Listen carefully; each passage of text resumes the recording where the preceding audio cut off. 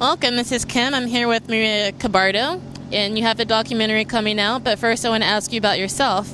So where are you from? I was born in the Philippines, in Manila, and I moved to the States when I was 24 years old. Okay. So did you move here on your own, or did you move here because of family? I moved here because of family, so I moved out here, and I thought it was going to be an exciting adventure, and it has been. Where was your first city? Was this New York? Or? No, I was in Chicago. Okay. And then when did you move to New York? Well, from Chicago, I moved to Seattle, and then from Seattle, I moved to New York. That was 2000. Okay, great. And then you went to New York Film Academy. Yes, I took a filmmaking course at the New York Film Academy down by Union Square. Okay. And how was that? Have you met people that you still keep in contact with? Yeah, actually, it was very exciting, and I loved it. It was one of the hardest things I've ever done, and I've never done anything, that was film-related before. But when I went to that school, it was amazing. I enjoyed it. It was difficult, but it was worth it. Okay. And what did you learn the most? Was it more technical? Was it like big picture? It was much more both. I think, the way they set up the curriculum, especially when you do short courses like that, is that you learn as you go. So you just have to really, really want to learn and sort of motivate yourself to actually, get the project going. You can't, if you're the type who has to wait for someone to tell you what to do, then it's not the school for you. Okay. So then after that, you were a creative director. You worked with Boeing, Microsoft, and Paramount. That's a lot. How was that? I actually, they were clients as opposed to me actually working for them full time. My background is in graphic design, so I do a lot of packaging, web design, logos, books especially. I design books as well. It was great. I mean, the transition to film on the aesthetic level wasn't too bad. I always thought, and I could be wrong, somebody was probably going to say, she's wrong, but I thought editing for me was like designing a page from a book. You design every frame the way you would design every page, but the big difference, of course, is that there's moving pictures and sound and all that kind of stuff. But for me, that's how I tackled it. Okay, so did you always have filmmaking in mind, even when you were working, campaigning for big corporations like that? No, not really. I just happened to fall into it, if you would believe that. But I've always loved watching movies. Even when I was a little girl back in the Philippines, I used to watch horror movies, like those Hammer films. I think they threw all those to the third world countries for kids like me to enjoy, and it was great, So I grew up loving movies, and I didn't know that I never knew how to make them. And as I got older and I got into my graphic design job, it seems like the whole world was changing from the publishing world to the digital world, and I thought, well, why don't I try that? And I just did, and I actually really, really loved it, so. And then you worked for Small House Design and Associates, is that correct? Yes, that is actually my freelance studio. So that is my graphic design studio that I set up about probably 10, 12 years ago. Okay. And yeah. So I was on your blog and I noticed that you have a Comic-Con on there. Is that for fun or is that like work for you? Well, I used to work for DC Comics here in New York. I was I'm a art director for creative services, and so Comic-Con has always been part of my job. When I did the film, I just went in and asked people to see if they would accommodate me and help me promote my project and my movie, and that's how I fell into that. So that wasn't like something new for me. It was just part of the whole job situation. But this time on my blog site, it was about my film as opposed to comic books. Okay, fun. So tell me about Bungie's holographic, is that what it is? Bungie's holographic. It's like the first adaptation to the sci-fi game Halo or something? Yes, it was actually one of my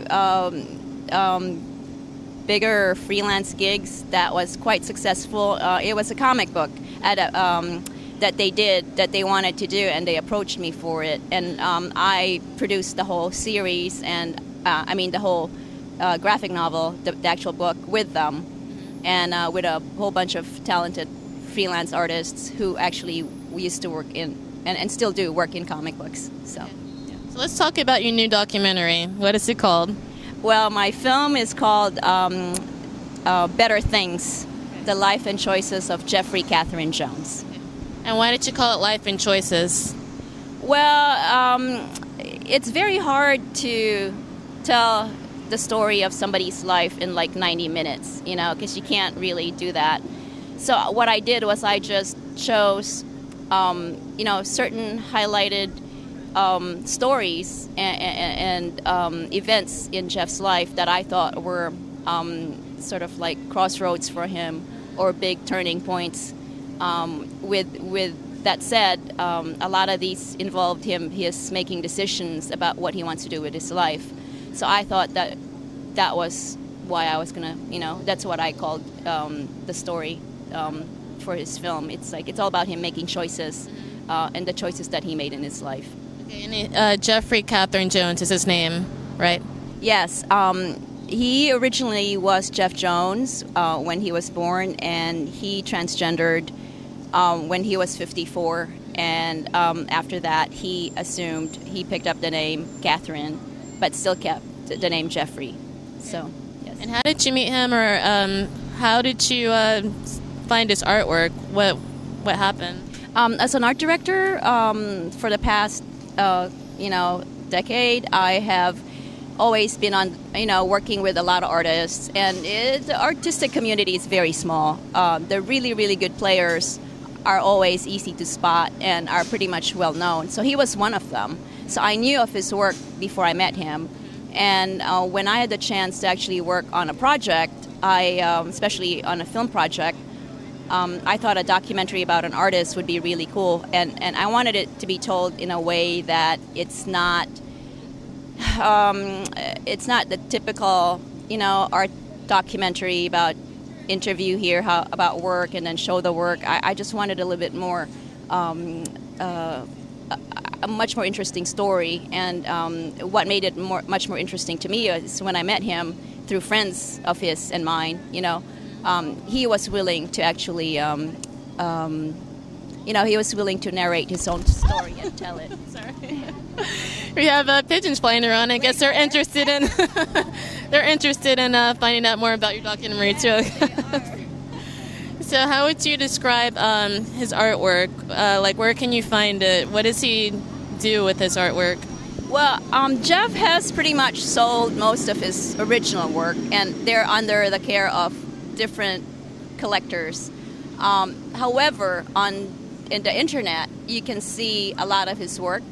He posts them regularly, and when he was still alive, he had a Facebook page that if people are interested, they could check out all these people's work. And even in the film itself, there are other artists that we included whose works might not be mainstream, but are also very good. And I'm hoping that viewers who are interested would, Google them, especially nowadays, right, and find out more about these people's works, because they're all over. They're commercial artists, so you'd find any of their works easily. And you said that comic that also ties into his work, that he was a comic artist, or?